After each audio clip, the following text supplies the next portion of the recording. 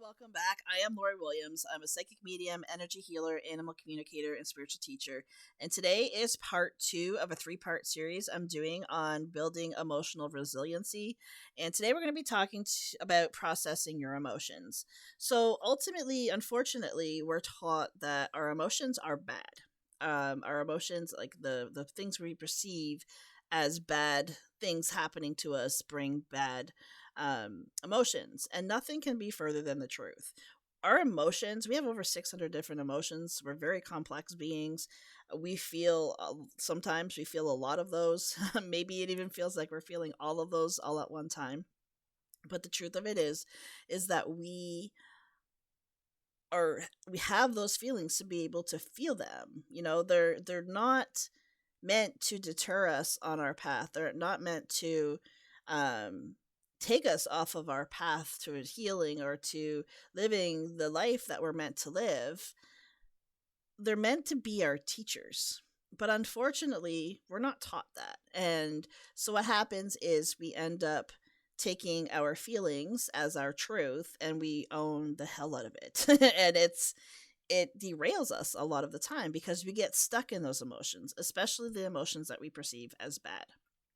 So I encourage you to change your perception from, the emotions that you not don't like as being bad emotions into being messengers.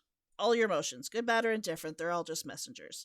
So with that understanding, when you have those seemingly bad or negative emotions, they're not trying to get you to be stuck in them. What they're doing is trying to get you to react in a way that you make changes that are in alignment with something other than that. So I'm going to give you an example to what I'm saying. So let's say, for an example, if you are very hurt by someone and this person has a history of hurting you in the same way.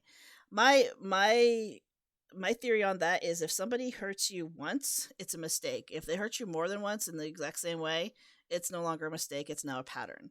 At that point, recognize the pattern and ask if you want to be part of that or not. I hope you have enough self worth and self value to really look at that, especially if it's happening like three or four or more times.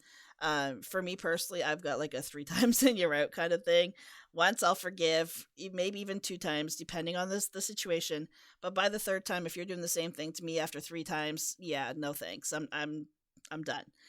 So ultimately, in that case, if you are at a point where you're feeling hurt by someone else and you're asking yourself, like, why does this keep happening to me? And you're just like cycling through all that negativity.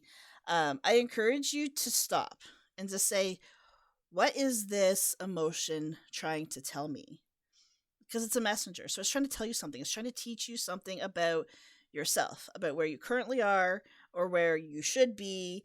It's teaching you there's something that's a misalignment. It's no different than saying that, oh, when I feel happy, that means I'm in alignment with where I'm supposed to be. It's the same as if I'm feeling angry or sad or frustrated. It means I'm out of alignment with where I'm supposed to be. It really is that simple. Not easy, but simple. So if you're sitting there and you're be like, okay, I'm feeling this sadness. This person has done this to me again. At that point, you're sad because in most cases, you would never do that to that other person. And that's where we tend to get stuck. And it's good. It's a good thing. Again, that it's a messenger. So that's a good thing that you recognize that. But expecting you out of other people is not the answer. So basically, it's like you're given this emotion, and it's like, okay, this is what's going on. This is how I'm feeling. Now, what am I going to do about it? Am I going to make the choice to still continue to have this person in my life, or am I going to make a choice to distance myself or completely cut this person out of my life?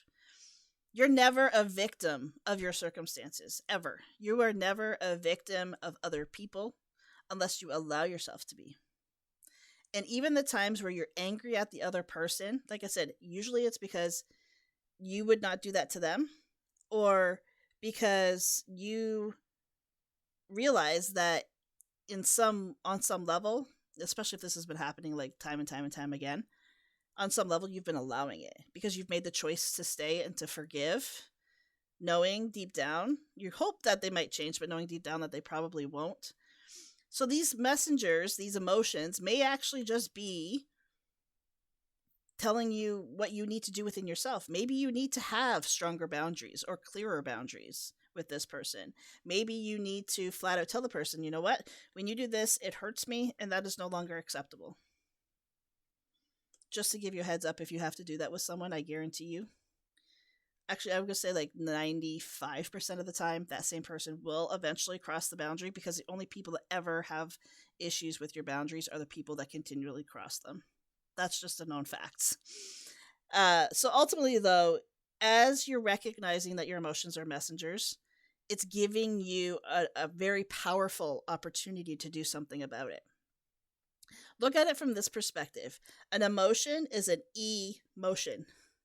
You feel the E or the emotion of it, and then it spurs you into some sort of motion. There needs to be an action of some sort. You need, once you recognize why that emotion is there, you need to have some motion behind it. Choosing to not have a motion behind it, meaning choosing to not do something about it, is still a choice. Like I said, you're never a victim in this. Even doing nothing is still a choice.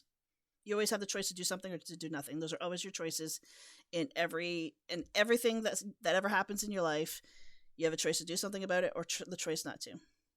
There's always two choices with everything that comes to you. 100%. This is why you have free will and free choice. Every time. It's never taken from you.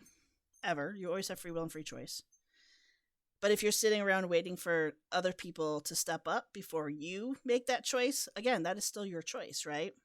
So ultimately, it's time, if you're this person that I'm talking about, it's time for you to stop victimizing yourself and start empowering yourself to move through these emotions, and to recognize that, hey, you know what? This is coming up to teach me something. It's coming up to show me where I'm not in alignment in my life. What do I want to do now? Or what do I need to do? Because it's not always what we want to do. Usually the hardest thing we have to do is the thing we don't want to. That's usually the case. But it also ends up being the best thing for us. I hope this helps. Thank you so much for joining me. I'll see you back here next time. Until then, take care. Bye for now.